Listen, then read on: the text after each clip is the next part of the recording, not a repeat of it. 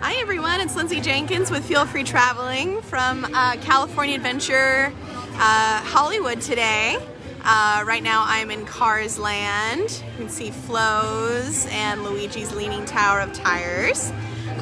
So yeah, I wanted to let you guys know what it's like going to Disneyland right now and California Adventure, because I know a lot of people are unsure of how that's going.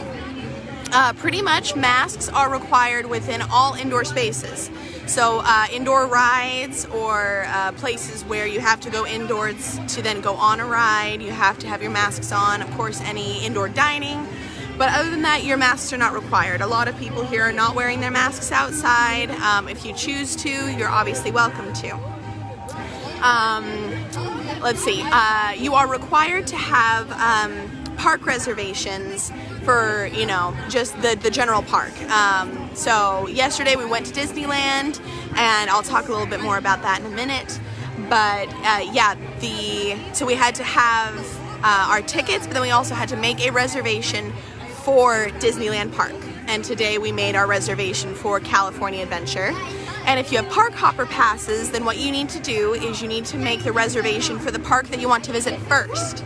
And then after that, after about 1 p.m., you guys can then go to the other park, and you're a little bit more, you know, free to go as you choose.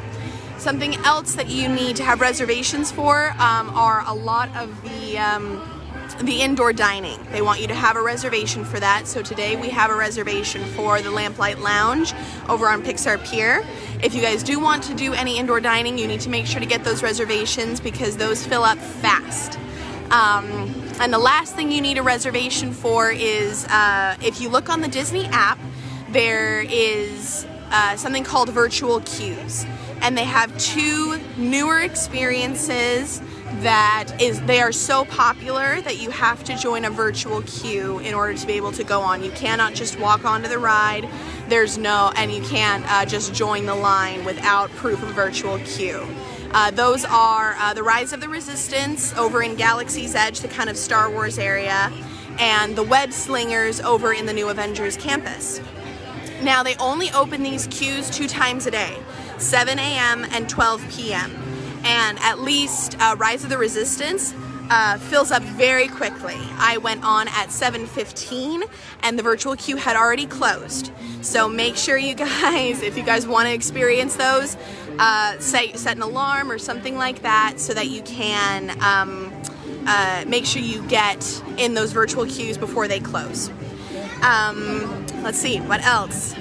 Oh, and as far as those virtual queues go, you have about an hour. They will let you know that your number is being called and you have the next hour to then go to that ride. So it's not like you have to hang out at that ride all day until it's your turn. You can go do other things. The hardest part is definitely just joining the virtual queue.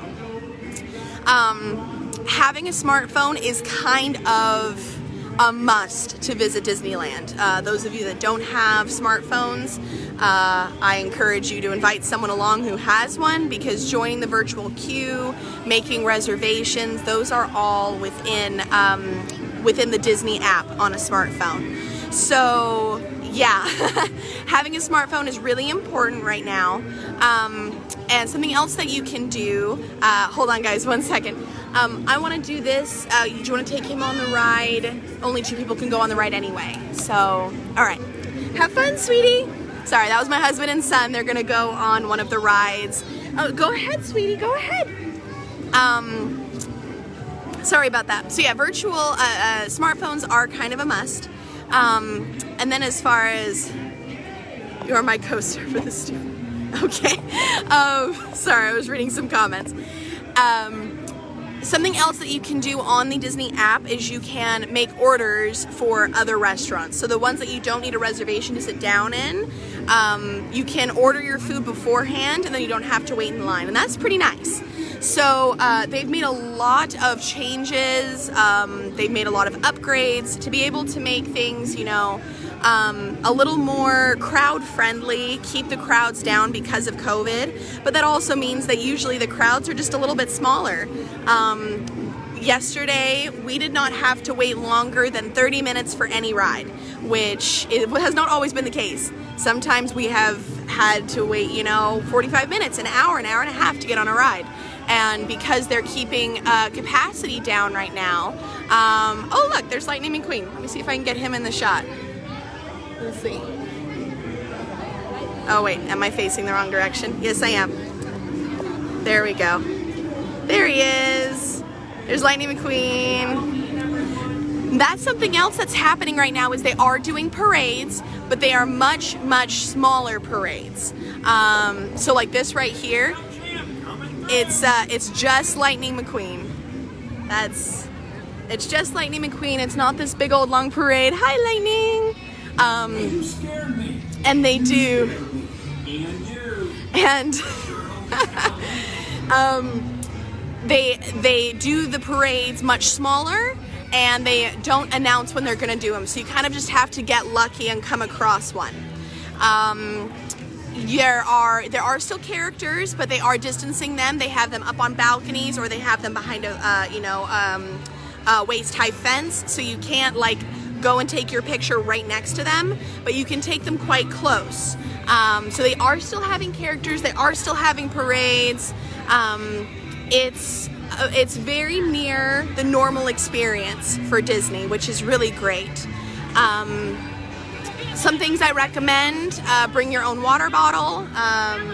If you need to end up buying a water and then refilling it, that's fine. But drinks are more expensive right now, so we have our own water bottle. If you are bringing a child, you can bring a stroller. There are a lot of stroller parking areas. We didn't bring one, and I kind of wonder if maybe we should have. So yeah, I recommend bringing your own water. If you have a child, don't be afraid to bring a stroller. Just make sure you check, because they have some size requirements for strollers. Make sure to bring some, some pain medication. Yesterday, unfortunately, I developed a migraine because of the heat, and it put a downer on the whole time because I didn't know that you can actually purchase medication here, and so I didn't think to do that until very late on, and I wish I'd brought my own.